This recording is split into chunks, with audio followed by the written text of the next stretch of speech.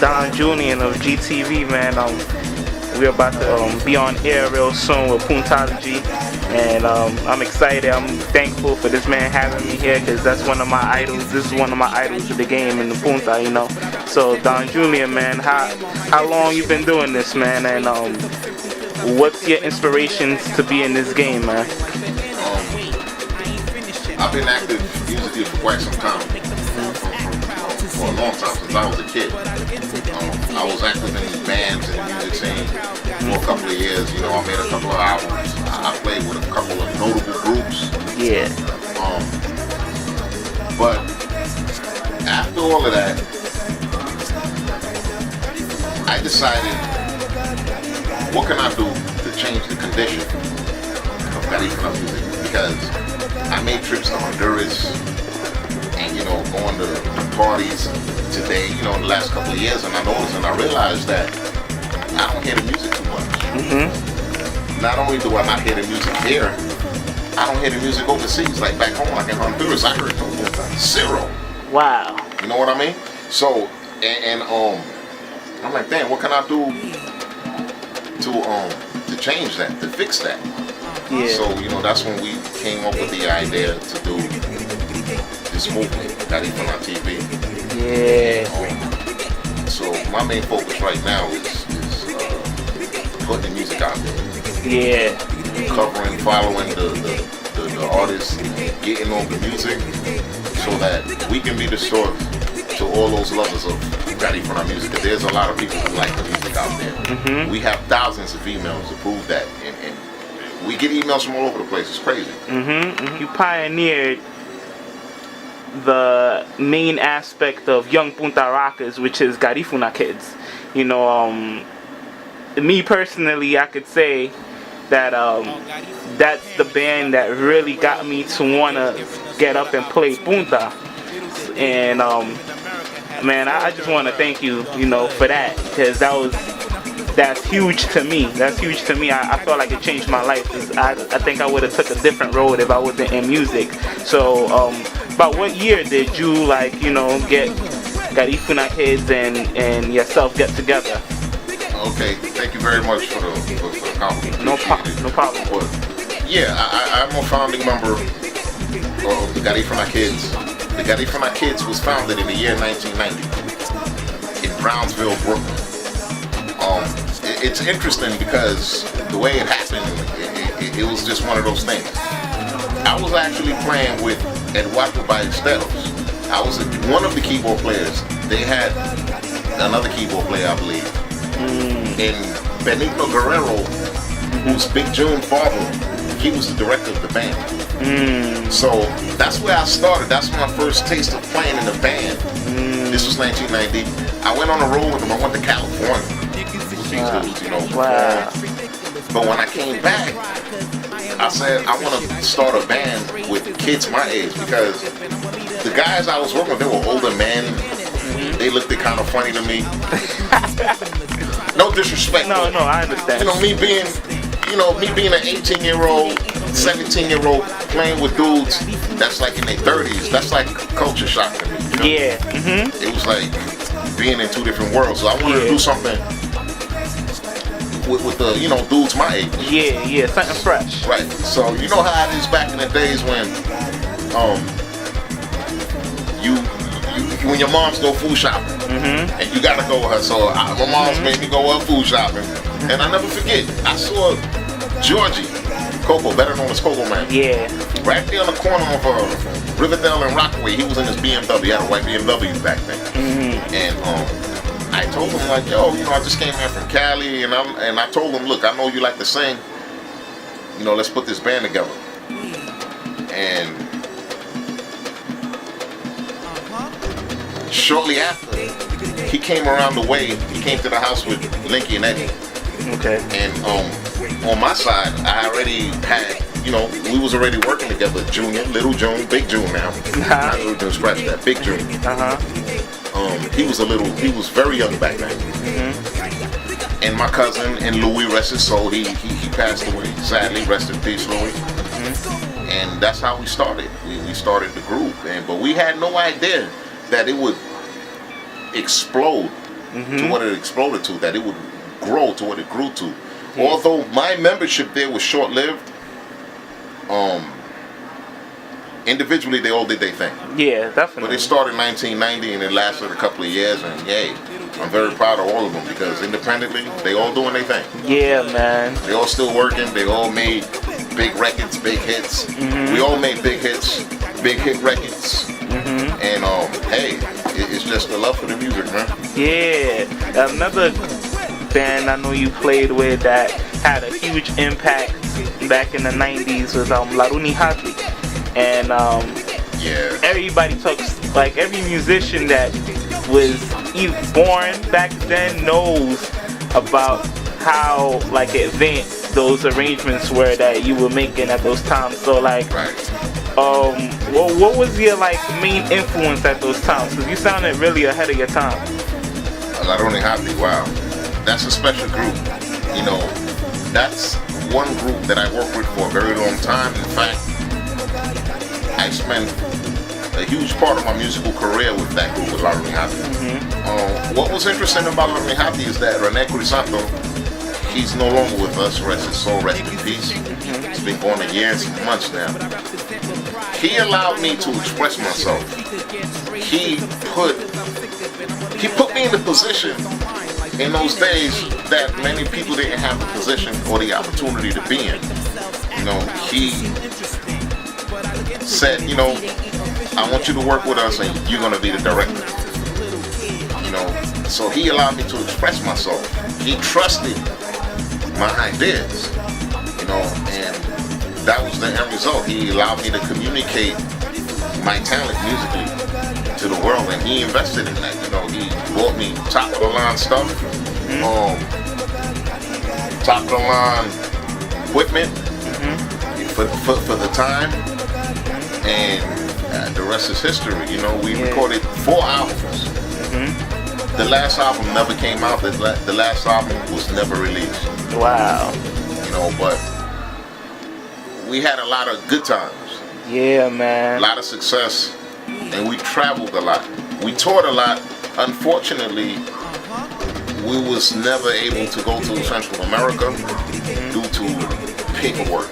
Okay. You know, a lot of guys have problems. This is why dudes gotta get their paperwork right. Yeah. So that you can travel. But man, if these dudes would have had their paperwork, the group probably would have still been in business to this day.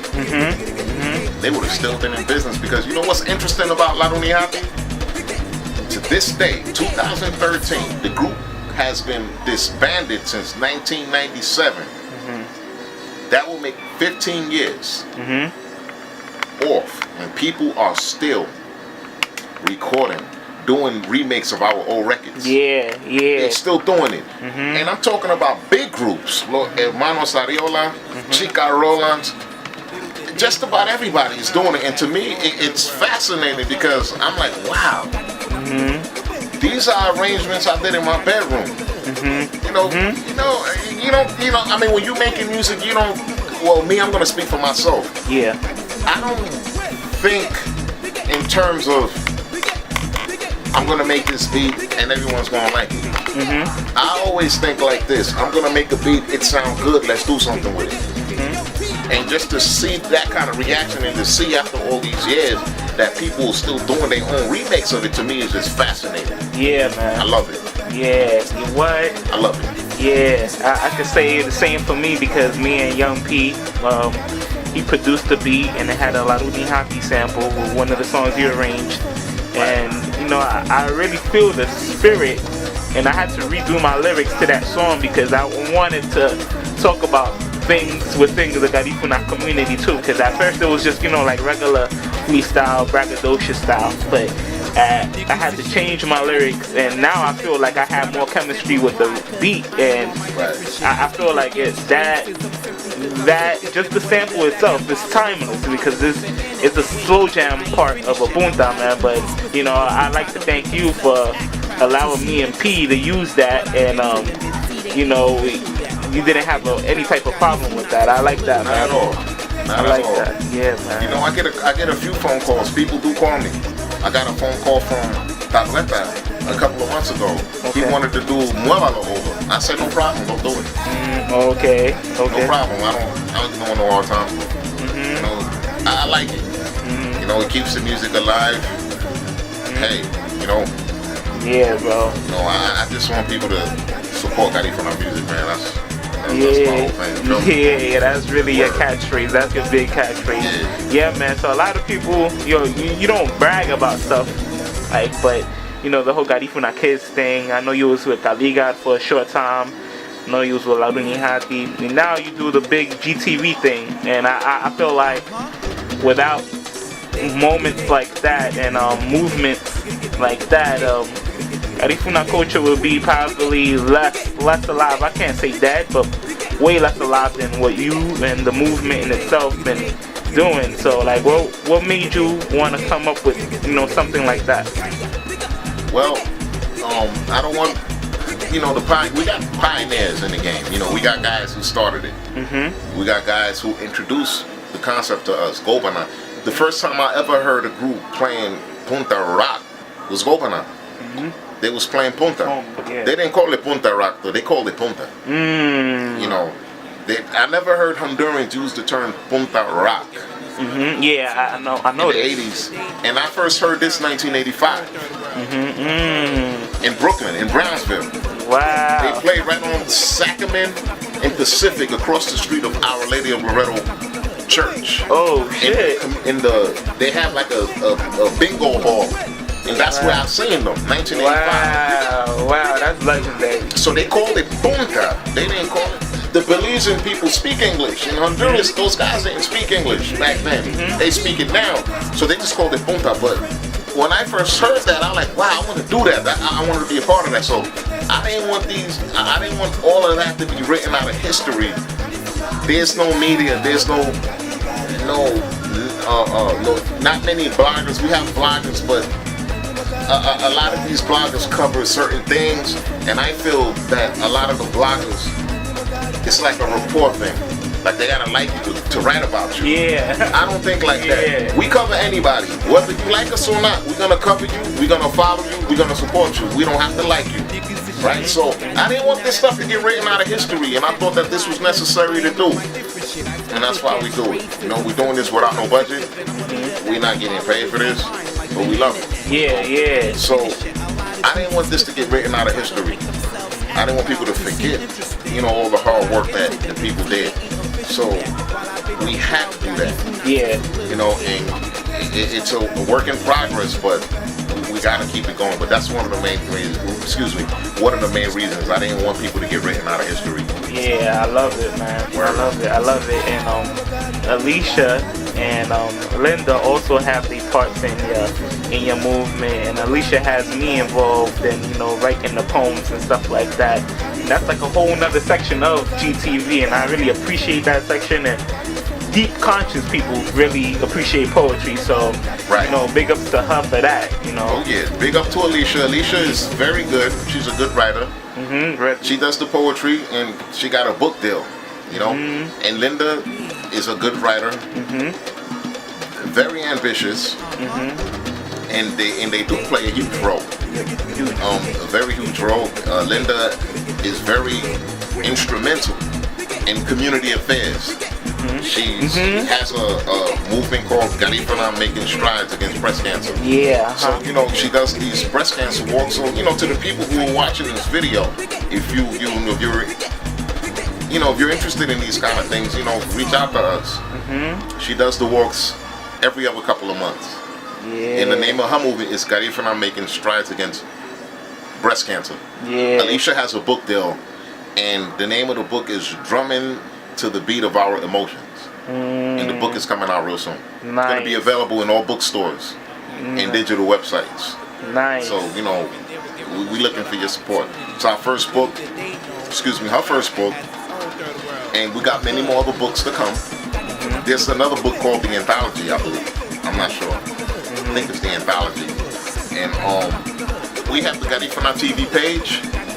You can find us on Facebook. You can follow us on Facebook. Just go to Facebook and go to Garifuna TV page, and that's where you can find us. Nice. You can go to our YouTube account, just go to YouTube, type Garifuna TV. Yeah. And there you'll find a very huge selection of Garifuna music from the old to the new. Yeah. I know you don't brag about that, but the biggest collection of Garifuna music, you know, I really encourage people to go and check that out because I'm a fan and I'm subscribed, so yeah, subscribe. Exactly. Subscribe to the channel, man. Yeah. We do this for you guys, man. This is the music is made for you, the listener, the viewer. No musician make the music just to sit in their hard drives or their cribs, their houses. They make the music for you. We put it out. We want you to hear it, support it, buy it. Good. They show up in your town locally, go to a concert, show support. That's what it's all about, man. Yeah. Without your support, we have nothing. Yeah, bro. So thanks, man, for having this episode of Gari from the Hood with me, you know, and thanks for having me here today, man, because I'm grateful to you not only for the music, but for the movement right now, man. Thanks. Cool. Peace, man. Alright. Yeah. What's up, man? And I want to thank you for coming down. Yeah, no doubt. You know, I want to thank you for taking your time to come down over here and talk with us at PuntaLogy, man. So, you know, tell us, speak your mind. We'll pass you the mic, man. Alright. Yeah, man. I'm real thankful for everybody that's online right now. Y'all just giving us a moment right now. Me and Don Juleon, we in the radio station just bugging, you know. We just looking at the comments and logging onto our FB. As usual, you know how we do. So, but the love is tremendous, you know. So I love all of y'all. La Buga, South Bronx, North Bronx, Brooklyn, Queens, you know, La Buga, Honduras, Garifunas, man. Y'all showing so much love right now, so this is a special moment for me, my GX Team family, my Ecstasy family, my GTV family. It's a big moment for all of us because, you know, we all united in our own way. Yeah, bro. So tell us something about yourself. You know, tell us what inspired you to get in the game. You know, what inspired you to, you know, do what you do. What motivates you? What inspires you? You know, just let's start from the beginning. With that, you know, I was just into watching my older peers play. Like, Cosito is my cousin, you know, from G&G, and he would have me come around at practices around 96. So I was about maybe 11 around those times. And I just happened to like the way the keyboard flowed. So I was like, I'll always beg my mom to try to get me one. So we seen Garifuna Kids in 93 in Wabodu Park. Yeah, so we seen them there. My father had his camera and all that. So I caught goosebumps already there. That's my first performance. That's exactly 20 years ago, 93. So I'm catching goosebumps there. My father takes that home and we watch that I watch it every day. He wouldn't watch it every day. But I was catching goosebumps over and over listening to Garifuna Kids. It was the first group to make me catch goosebumps. And then Punta Rebels came into the game. And, you know, they took over my mental after that. Like, you know, I felt like they was like the Jordans in the game. You know, big up my cousin Biggie, man. Because he's one of the big reasons I was into different types of music. You know, so Biggie, Showtime, I love y'all, man. Word, La Buda, we here, man. Garifunas, we here, man. Okay, that's cool. So, tell us something about what you're working on lately, like some of the projects that you did in the past, some of the recordings, some of the notable shows. Tell us a little bit about that. We're gonna get to the good stuff real soon. Oh yeah. You know, but we just want people that just tuning in, that's just locking on. ACGX, Alex Sego from the GX team is on right now. All right, cool. So, you know, just tell us, like, you know, about your projects and stuff like that. Yeah, so recently, like, GX team, we did SOB. And that kind of motivated me to, like, want to get more into producing videos. trying to direct videos. So me and my cousins on YMGX, Art Alvarez, you know, they Unpredictable Entertainment, and you know I do my own thing. So we combined to do this video thing, and you know for the most part I felt like me doing Gari from the Hood, like actually shooting it with my bros and then going home and editing it, it took me to another challenge where I was ready to attack the music on the next level because now I see its vision, you know. So it's just a great feeling, and I felt like we accomplished that in Gari from the Hood because we all know it could be even better than that, but we just did that kind of in a rush. But we felt like we needed at least one video out buzzing in the summertime. So we chose Gari from the Hood because everybody was probably expecting the then, you know, but to be a main video because that's a hit song. But I never want to people to get it misconstrued like that's the only type of songs I can make. I can make a party jam and I can make a conscious track because people like Young P, they motivate me to like switch up my lyricism, whatever comes to mind, you know. But the name, you know, I know it's a hit and I know it's kind of vulgar to some people, but that's why I make it the way I make it, you know. Like I could throw a song there like that I know is gonna catch somebody's attention, but at the end of the day, I'm bringing it back to the conscious rap all day. Okay, that's cool. Hold on 1 second. That's what's up, man.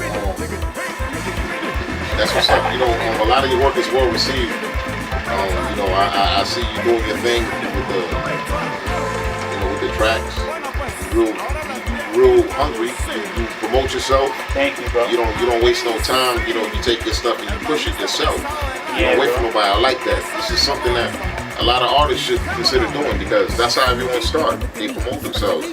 They do what they got to do to push themselves, and I see that you do that. You know, so that's a good thing. You know, and we're gonna continue to follow your career as you continue to grow and further in this game, man. What do you think on, you know, play the music out there for you? But how you came up with this? Just tell us a little something about this. All right. With this song is like I wanted to really attack the percussion side of things and the way Punta rock is perceived, like more of the moving the waist, more of that trying to see that 90% of the time from females. So that's why I have stuff like Light Fest is another kind of genre of Punta rock. So my first Light Fest song is probably the net, like where I had the intent to have the females dancing all the way through. That's what I had in my mind when I first made the song. But this guy Jovi, man, Jovi, that's my man. He's in the band. He's also a Garifuna outlaw, so big up to them. So he says something to Kev, and then Kev says, something about Takatabu game, right, to him. Right. Like in an insulting form. So I was like, I caught on to that, and I was like, yo, bro, what is it that you said right now? Like, I never heard that Garifuna word. Like, chilling with Honduran Garifuna, I hear other type of Garifuna. So I listen to the La Bugana one in my crib, and then I go out and chill with my boys, and I hear the Garifuna one, like Honduran one. Like, it's different. I hear different R's in different places, and it's kind of weird, but I catch on. So I caught on to that. I was like, yo, that's a catchy phrase, bro. Watch me make that a punta. That was probably like sometime in 2011. And then I made the song in 2012 because I just kept thinking about it every day. Like, alright, when I come out and we perform live, I want to open up with this song to get the women dancing right away. Wow. I knew that was a controversial way to get the attention, mostly that. But at the end of the day, I'm not just about that type of song. I can make a conscious song too. Like I could be spiritual, lyrical, or whatever y'all consider the best. You know, I could be that too. But I know a song like this is mostly to just get all the females' attention. Mainly, you know, get them dancing right away because that's what I want. And then, you know, I could do the little piano licks and the bass licks in between to make it sound complete. But at the end of the day, I know what y'all want. Y'all want the name. Y'all want that Aji, man. Yeah. Alright, we're gonna play the Nev from ACGX from the Gari American story. Yeah. That's gonna come out real soon. Oh yeah. Gari American story, we're gonna talk about that. You know, we're gonna get into other songs. We're getting a lot of requests out there. I also want to give a shout out to the reggae movements out there, the big reggae movements out there, like No Lele. I'm not sure if you guys are listening to No Lele crew. They doing big things. You got DRRD, Banchan, the Garifuna hip hop movement. You got McGear the Great. You got King Tiger, Cayetano. You got ACGX. You got Pressure De Niro. There's a whole lot of MCs out there. You know, of many different genres. But this is why we did this show. Because we're gonna bring all of that to you. You know, it's gonna be kind of a challenge to put all that in one show, but as you continue to follow us, we will develop and figure out better ways to please more people in one show and not have to, you know, extend it. But anyway, here's the net from ACGX. We hope you like it. We're gonna get to other things, and he'll come back on in a little bit. We're gonna take a little break and just play a little bit of music. Yeah, bro.